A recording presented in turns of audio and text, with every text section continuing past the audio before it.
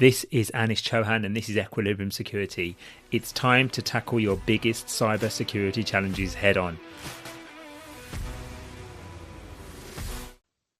Hello, everybody, and welcome to episode 24 of the Cyber Hot Seat. And on this episode, I'm really excited to talk about what we're talking about, and I'm really excited to have our guest on. So, the title for this, for our subject on this episode is Fear, Strategy, and the Future, and why AI adoption stalls.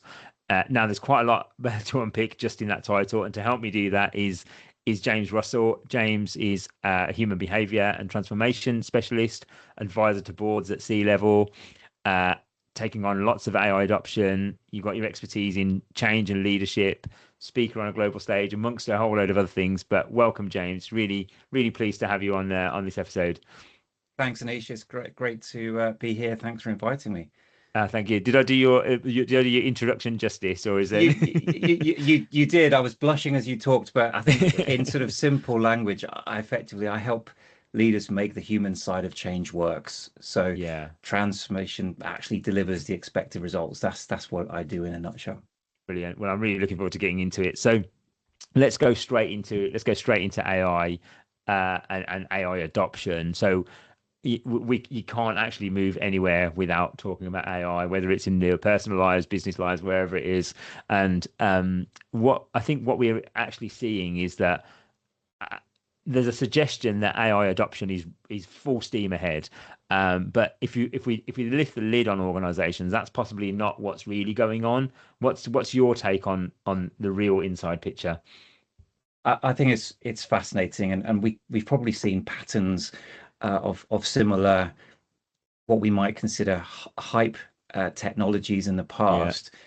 I think AI is definitely here to stay. The genie is out of the bottle, but I think what we are Mm. seeing is a lot of talk about it, a lot of pressure to adopt it and to use it. But what I'm seeing and what the research bears out is that a lot of organizations are struggling to actually really get traction with AI and to see how it can really benefit their organization and for people to adopt it. So there was a University of Cambridge study looked at AI adoption in financial services, and it showed that while 81% of organizations are adopting AI, only 14% are seeing it as transformational. And I think there's something really interesting there around how people sort of seeing this and poking it and saying, well, I need to be involved in it, but have they actually crossed that line to say, actually, how is this really going to transform my business and transform the way that people work? Yeah, it's kind of just being poked at on the kind of periphery at the Yeah, moment. So adoption is currently using Claude or using Chat in a capacity, but that's not adoption, is it really? exactly. And the irony is that ma many of us are using it in our personal lives. It's a Hmm. better version of Google search. You Sure. can help it to Yeah. plan holidays, compare products, but in enterprises, there's a lot more sort of nervousness, I think, around it and caution. Yeah. So and that gap that you've sort of just kind of touched on there is uh we're all you we've kind of embraced it in a personal life, really. It's already become an extension, like you say. You don't go to Google anymore on your phone. You just launch an AI app and do your searches that way. But the organizational adoption, I think it's an emphasis on the word adoption. What does that tell us about how companies are really feeling about it? Because that adoption isn't it's easy for us to search stuff, but it's not as easy to integrate it into operational procedures, is it? So what does that tell us about how companies are really feeling? I think the bit that is causing organizations to sort of stop and also the people in those organizations is that we're all used to technology that can automate a process or you know digital was the big thing over the Yeah. last sort of 10, 15 years. Oh, let's have omni-channel communications. Let's empower our customers to Mm. actually self-serve so that we're not having to do this activity. So we looked at a lot of process automation or eliminating processes because the customer could self-serve. I think the difference we're seeing with AI is that it's asking questions about who we are, what we do, what our value is, what our role is in the organization. And that's just for the individuals, but it's also Yeah. asking questions of the organizations themselves to say, are you going to be a dinosaur that's gonna that if you don't adopt this, or if you do adopt it and you get it wrong, are you gonna lose all your data and have horrific kind of breaches of personal data? So I think it's some huge existential questions for the individuals, but also the organizations as well. And I think that's what's leading to this a bit of paralysis and uncertainty about what do we do with this thing, and what could it mean? And that fear is exactly that, isn't it? It isn't just resistance because organizations are waiting to see what happen. It is a genuine fear because there's a kind of external pressure. Maybe C-level execs might be placing the pressure or feeling the pressure to adopt it for cost saving reasons and operational efficiency. But what you've just touched on, it is a kind of, it does actually genuinely make you think, actually, what do I, if my job can be done by AI way more efficiently and way more cost effectively. I mean, the cost effectiveness is remains to be seen, but way more cost effectively and efficiently than I can, then what does that mean? What do I then bring to the table? And that fear is probably felt all across the organization, isn't it, really? Yeah, it's felt across the organization, and I think the bit that we need to be alive to is that it's an organization is made up of people, it's made up of Mhm. systems and culture. And if a culture and the way the organization has worked and its raison d'etre, its reason for being has been because we do this, and then Mhm. suddenly AI is coming in and it's potentially threatening that, or it's disrupting it. It's not just about the individuals, it's about the very kind of existence of the organization, and it starts to poke questions at the strategy, and are we going to move with the times? Are we going to take advantage of this, or are we going to um, be a laggard and potentially suffer because of it? And we have seen already, I think, and I can't remember the organization off the top of my head, but maybe it wasn't named in what I read, that they had made a whole load of redundancies or cost saving measures, gone completely to one end of the spectrum, suddenly immediately realize exactly what you just said. We're really diminishing our raison d'etre, our culture, our ethos, or whatever it is we portray to our clients. And then they've kind of, the pendulum swung in completely the opposite direction again, and they've re-recruited a lot of those cost savings they made. So we are already seeing that, aren't we? Yeah, and I think that's the moment to pause and to say this isn't just another process automation Hmm. tool. It's This is something far deeper in it, and it has huge potential. But we can't underestimate what it's doing for people, and um, it's not just changing what I do; it's changing my role and what my value is. Yeah, and it's almost like when you're if you are a mid-level manager. I mean, you interface with with these individuals all the time, and you know how the culture sits, and you're really integrated with this. So if you were to put that hat on, because you've kind of walked in their shoes to some degree, um, what are those mid-level managers maybe in a large organization? What are they worried about, even if they're not necessarily voicing those concerns?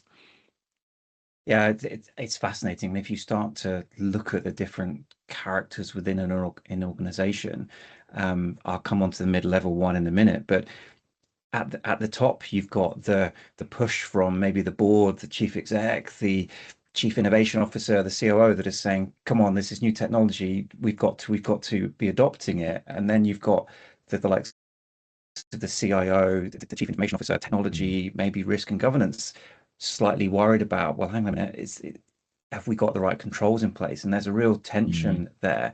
And I think what that does is it flows down, and there's a sort of an echo, a shadow of that to the middle management, where they're sort of thinking, well, I've got half of the board and the exec telling me that I've got to crack on and do this. One thing, And then I've got yeah. the other half that is saying, don't mess it up. And don't get us into trouble. And I think that really puts middle management in a very difficult position. And I heard someone say at a conference a couple of weeks ago when they were talking to a client, and a manager was saying, it's like being chased by a tiger. I feel like this thing is chasing me, but I've got to run to keep up, but I'm feeling threatened. And I think what's really interesting is when you start to unpack, there's a really interesting piece of work done by Michelle Millard and John Barbuto, and it's published in an HBR article by someone called Guy Champness, and they look at the different impacts that AI is having on us, and what they call it is psychological debt. So to bring that, sort of put that into plain English, as a manager or as a person, a professional, I have my own kind of capacity and knowledge and my skills. But if actually I'm offloading tasks to AI, what does that do for my own ability to keep those skills in tune? Because my I get this sort of muscle atrophy that the brain is starting to kind of waste, and I'm not going to keep those skills going. So Yeah. that creates some debt. You've then got autonomy. Am I going to start to lose control of my work? Competency. The more we use AI, the less competent potentially we come. And then you Yeah. get this credibility, which I think is fascinating, especially as a manager. And I feel this as well. If I admit to using AI, will I lose credibility in the eyes of my peers, of my colleagues, even though they're doing it too? And I think Mm. all these sort of questions are the ones that managers and professionals are thinking about, but they haven't actually worked out. Is this the right thing to do? And what does this mean for me? And what is it going to mean for my sort of my worth and my judgment and my value? That's enormous. I mean, I think just going back to your analogy that someone said about a tiger being chased like a tiger, that's an interesting but also quite terrifying analogy to have for AI Mhm. adoption. And I think that's, we talked about fear at the beginning of the call. There's that fear that I'm being chased and I could get it wrong, but I think there's a fear beneath the fear, which is these sort of more psychological questions that people are trying to work out, and that just adds to the sense of, do I just need to sort of put on my big boy pants and get on with Go this, go for it. or if I or can I actually take a moment and to think? And I think that's something really important that leaders need to be doing in organizations, is supporting people to think. Don't just bulldoze ahead with it, as per that company you talked about before that made thousands of people redundant and then had to reverse backtrack on that decision. We've got to take a moment and really tune into, what does this mean for people in the organization? Speed of transformation is already the speed of we operate at quite a fast pace anyway. This was prior to AI adoption, so I think it probably is important, isn't it, really, to just make sure we are taking that moment to just think about, rather than just adopting and making changes for the sake of, let's say, the bottom line. Yeah. So it feels kind of like that some of that fear is rational. So I think that's kind of what we're saying to some degree. Um, but we are, the reason for adoption is that AI is an opportunity, isn't it? Really, we are saying there's an opportunity, and in the world of business, and something is either opposite an opportunity or it's a crisis. And but so any situation like that, if you take it as an opportunity, but then that is what is being said publicly. Is something different being said privately to you? Are you having sort of first-hand conversations with people saying, this is not an opportunity, this is a disaster waiting to happen? Is it, what are you hearing? I think it's fascinating, and the human, we don't know where AI is going to take us. None of us No, do. no. But as humans, when we don't know the answer to something, our minds will fill that void with something that we create, and it could Yeah. be a thought about what might be. And I listened to somebody the other day, and they said that in the West, people of a certain age in the workplace have been brought up on things like Terminator and 2001: A Space Odyssey, and you've got Yeah. this dystopian view of what AI could Mm, do. And then they said in the Far East, in Japan, for example, it's much more associated with kind of smart toys and assistants in the home that's that will help you. really interesting, that take. Yeah, because I'm of the my first thought comes to AI, comes to Terminator and Space Odyssey, etc. Yeah. So we have this sort of magical view of the future. I'm more of the, wow, this could be great, because it's Yeah. a sort of that's that sci-fi fantasy of the future. Hmm. But I also recognize that there are people that I work with which have a much more dystopian view, and I think until we know, those impressions come in, and Mm, then they kind of, they nag away at us, and they sort of say, well, yeah. be careful about this, and what about that? Don't get too carried away with this. So I think socially we'll talk about, oh, AI is going to mean job losses. Well, actually, rationally, we can look at previous industrial revolutions and see that, Yes. okay, new roles get created, and yes, there are roles that get displaced. And what we have to do as society is then retrain people, reskill, and actually we evolve as a workforce and society. But I think the thing we've got to be alive to is that what does this do for people's loss of confidence and agency? So as a Mm. human, I have agency, and actually with AI, if it comes in and starts to do a lot of this stuff for me, well, what does that mean for me? Yeah, and I think we have to grow and adapt, don't we? I guess you could almost liken it to, people needing to know things off the top of their head at one stage, in the early stages of digital transformation or maybe even industrial revolution as well. Whereas actually machines are able to do that, and we have got history of being able to adapt, and this probably should be no different. Yeah, and one of the adaptations that I think is a really good piece of advice is as we get used to just outsourcing or delegating something to an AI, actually put in place some steps that force us as humans to really engage with what the AI has come up with, Mm, so that we almost introduce a bit of friction into the process, so that we're yeah, engaging with it, so that we've got um, that level of authority and control over what the and AI is producing, accountability still as well. Yeah, accountability, but yeah. also it's keeping our brain going and actually being not necessarily circumspect, but just as we might delegate something to a colleague or another company, well, we would look at it. We wouldn't just accept it Absolutely. completely blindly. That's a great way of looking at it. I really like that. So, you've worked with organisations going through lots of radical change in all shapes or forms. Um, Thinking about AI and thinking about other things that you've seen, what mistakes um, do you see leaders making when they're trying to bring people along the journey of that change? So the danger is that we just treat technology or this change as is just another process change. Right. And while we are well versed in doing good things around, yes, we've got a goal, we've got will involve users. Agile software development is done wonders to actually get people Mm. involved and along the journey, so they're not just done to and imposed.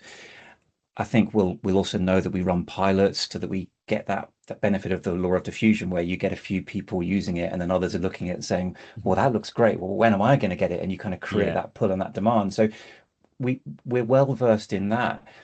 I think what we've got to do is recognize that when we do that, we potentially limit ourselves to get some compliance and usage without judgment. And but what we've got to do now is to really look at the psychological side beyond just the communications, and to actually dig deeper into or have the conversation with people to say, let's really look hard at what this does for what we do, how our Hmm. processes work, what we do as an organization. And actually, there are opportunities, but there are risks.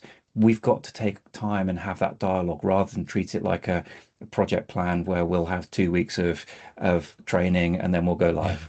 Yeah, yeah, that's probably a really important example. And on the subject of example, in preparation for this, we talked about a specific situation involving an insurance broker.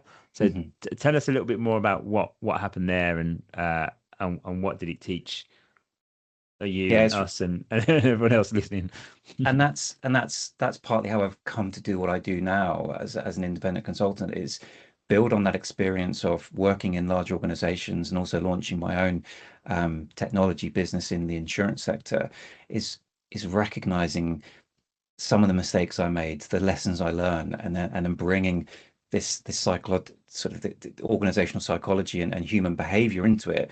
And and if I that example is fascinates me, and I still go back to it. So we launched a tech business that was aimed at streamlining the way that small businesses get their insurance. So a Mhm. natural way of distributing that was to go through a broker, because brokers struggle to service their small businesses in a Yeah. cost-effective way, because there's a lot that they have to do to actually make sure that they assess the risk and underwrite that business, but they struggle to do that in an efficient way based on the income that they earn from the commission from the Sure. insurance. So technology and AI was an ideal use case to come in to actually Yeah. allow you the broker to do a more comprehensive job. And I remember when I was training some of the brokers in using this new technology, some of them would just take it and go, okay, fine, this is the way it's done. But others would ask questions and say, well, hang on a minute, how can I trust the output? And what if I want to change the amount that the your tech is saying that I need to, or the cover that I need to give to this customer, because I've got to be competitive on price. And this actually goes to one of the fundamental problems that we have in small business insurance in the UK, is that we have something like 60 to 65% of businesses are underinsured. And it could be that Right. that is deliberately done because they're trying to keep their insurance premium low. But obviously Yeah. there's a risk if they have a loss and they're not covered. So ironically, the technology was helping us to make better decisions to protect small businesses, but from the broker's perspective, it felt like a loss of control. So what looked on Right. the surface like a resistance to technology was actually about trust, judgment, and identity, because the broker was saying, well, hang on a minute, I'm used to chipping a bit away here and knocking a bit off Mm, there to try yeah. and get to a price that the customer's willing to pay. And they felt quite threatened by the technology that was going to be doing that for them, but arguably in a more comprehensive way. Yeah. Oh, interesting. Um, and where have you seen things really go wrong? That's a kind of, lesson where there were some tweaks needed along the way, or some resistance. Have you seen anything from that kind of adoption go really south? I think I wouldn't say really wrong.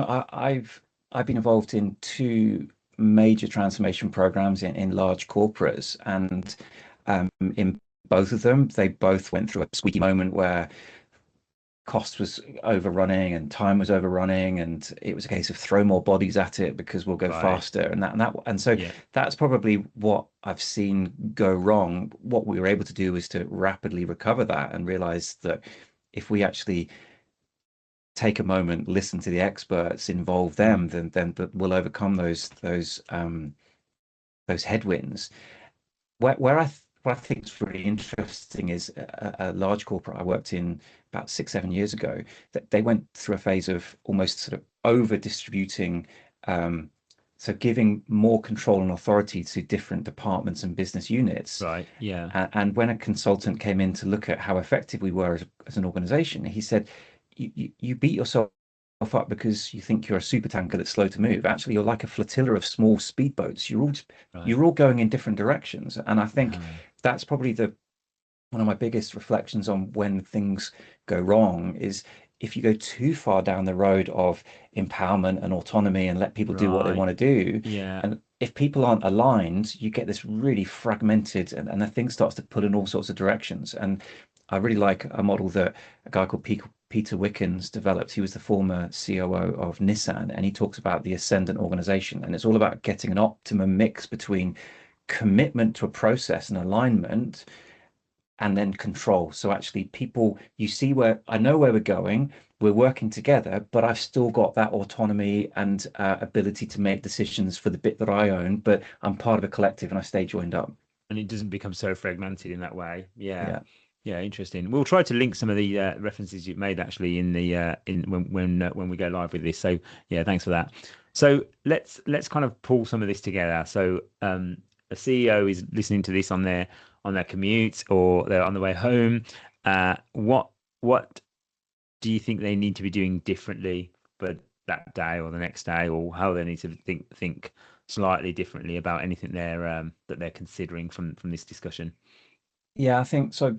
I'll answer this in two parts. And I think there's Yeah, a of course. key question that the CEO needs to be asking their team. And that question is, where are we seeing real behavior change, not just tool usage? And I think that's if they're just seeing signs of, yeah, people are adopting it, but that sort of silent yes or that silent commitment, but people aren't really saying what is going on for them because they're just complying with a directive to use a tool. Are we seeing real behavior change and people going, yeah, I get it. It's a bit unsettling, but I've got to work with it and see how my role could evolve and what we could do with this. That means they're really engaging with it and they're going there rather Okay, than just yeah, surface level commitment. And I think the second part is they need to have a framework where they can imagine that it's that iceberg analogy. What's above the surface is sort of that surface level behavior of what you see. Don't yeah, get Don't get lured into thinking, oh yeah, people are using it, so everything's That's fine. everything's fine. Yeah.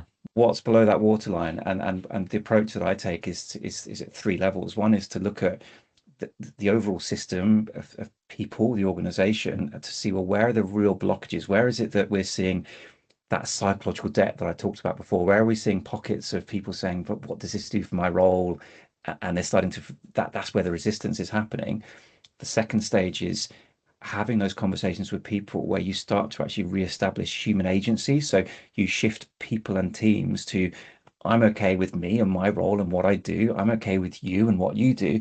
And Mm. actually, I'm okay with it. And it is the AI. So we've got to start to contract across those different people, teams, and entities to say, I'm good with this. There is some uncertainty, there's Yeah. some Yeah. opportunity, but I'm good with it. And then the third stage is we can then go through the adoption journey. And but you can't jump to adoption before you've done those first two.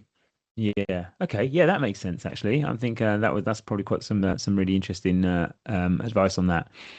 So we've talked about quite a lot. Is there anything that we haven't covered? Okay, so I'll ask you that question in I suppose yes, loads of things. But as a final question, is there anything that A, we haven't mentioned, and B, organizations should be asking themselves that nobody's potentially asking at the moment?